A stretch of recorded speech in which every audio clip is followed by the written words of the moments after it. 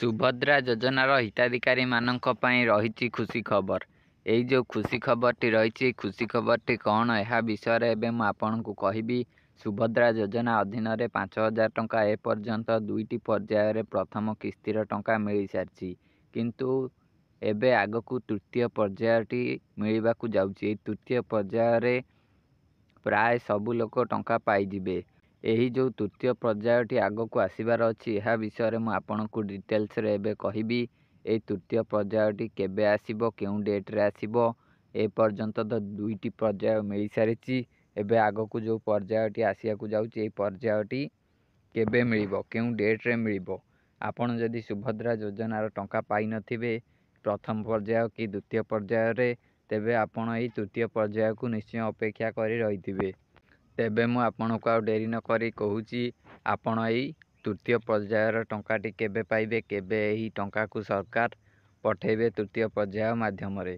ଦେଖନ୍ତୁ, ତୃତୀୟ ପର୍ଯ୍ୟାୟ ଟଙ୍କା ମିଳିବ କେବେ, ଏହାକୁ ନେଇକି ଡେଟ୍ ସ୍ଥିର କରି ଦିଆଯାଇଛି।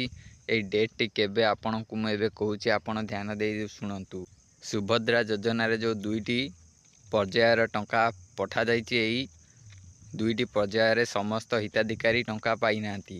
ପ୍ରଥମ ପର୍ଯ୍ୟାୟରେ କିଛି ଲୋକ ପାଇଲେ, ଏହାପରେ ଦ୍ୱିତୀୟ ପର୍ଯ୍ୟାୟରେ ଆଉ କିଛି ଲୋକ ପାଇଲେ। ଏପର୍ଯ୍ୟନ୍ତ ମଧ୍ୟ ସମ୍ପୂର୍ଣ୍ଣ ହିତାଧିକାରୀ ଟଙ୍କା ପାଇନାହାନ୍ତି। କିନ୍ତୁ ଏଇ ଯେଉଁ ତୃତୀୟ ପର୍ଯ୍ୟାୟଟି ଆଗକୁ ଆସୁଛି, ଏଥିରେ ସମସ୍ତ ହିତାଧିକାରୀ ଟଙ୍କା ପାଇଯିବେ ପ୍ରାୟ। ଏଇ ଯେଉଁ ଆଗକୁ ତୃତୀୟ ପର୍ଯ୍ୟାୟଟି ଆସୁଛି, ଏଇଟା ଏଇ ଯେଉଁ ଚଳିତ ମାସ ଚାଲୁଛି, ଯେଉଁ ମାସଟା ନଭେମ୍ବର ମାସ, ଏହି ମାସର 24 ତାରିଖରେ ଆପଣଙ୍କୁ ତୃତୀୟ ପର୍ଯ୍ୟାୟର ଟଙ୍କାଟା ମିଳିଯିବ। ଯଦି ଆପଣ ଏପର୍ଯ୍ୟନ୍ତ ଟଙ୍କା ପାଇନାହାନ୍ତି ସୁଭଦ୍ରା ଯୋଜନାରେ, ତେବେ ଆପଣଙ୍କୁ ଆଗକୁ ଯେଉଁ 24 ତାରିଖରେ ପେମେଣ୍ଟଟି ଆସିବ, ଟଙ୍କା ଟ୍ରାନ୍ସଫର୍ ହେବ, ସେଇଥିରେ ଆପଣମାନେ ସୁଭଦ୍ରା ଯୋଜନାର ଟଙ୍କା ପାଇଯିବେ। ଯଦି ଆପଣଙ୍କର ଆପ୍ଲିକେସନ୍ ଫର୍ମଟି ରିଜେକ୍ଟ ହୋଇଯାଇଛି, ତେବେ ଆପଣ ଟଙ୍କା ମଧ୍ୟ ପାଇବେ। କିପରି ପାଇବେ, ଏହା ଆପଣ ଜାଣି ରଖନ୍ତୁ। ଯଦି ଆପଣଙ୍କର ଆପ୍ଲିକେସନ୍ ଫର୍ମଟି ରିଜେକ୍ଟ କରିଦିଆଯାଇଛି, ତେବେ ଆପଣଙ୍କର ରିଜେକ୍ଟ ଲିଷ୍ଟରେ ନିଶ୍ଚୟ ନାଁ ଥିବ। ଏଇ ଯେଉଁ ରିଜେକ୍ଟ ଲିଷ୍ଟଟିକୁ ଡିଷ୍ଟ୍ରିକ୍ଟ ସ୍ତରକୁ ପଠାଇ ଦିଆଯାଇଛି। ଆପଣଙ୍କ ଘରକୁ ଆସି ଯାଞ୍ଚ କରାଯିବ। ଯଦି ଆପଣ ଏଥିପାଇଁ ପ୍ରକୃତରେ ଯୋଗ୍ୟ ହେବେ, ତେବେ ଆପଣମାନେ ଏହି ଯୋଜନାରେ ଲାଭ ନେଇପାରିବେ। ଯଦି ଆପଣ ଏଥିପାଇଁ ଯୋଗ୍ୟ ନ ହେବେ, ତେବେ ଆପଣଙ୍କୁ ଏହାର ଲାଭ ଦିଆଯିବ ନାହିଁ, ଆପଣ ରିଜେକ୍ଟରେ ରହିଯିବେ।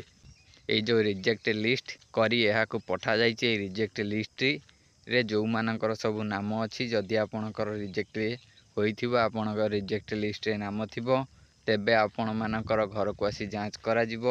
ଆପଣ ଯଦି ଯୋଗ୍ୟ ହେବେ, ତେବେ ଆପଣ ଏହି ଯୋଜନାର ଲାଭ ନେଇପାରିବେ।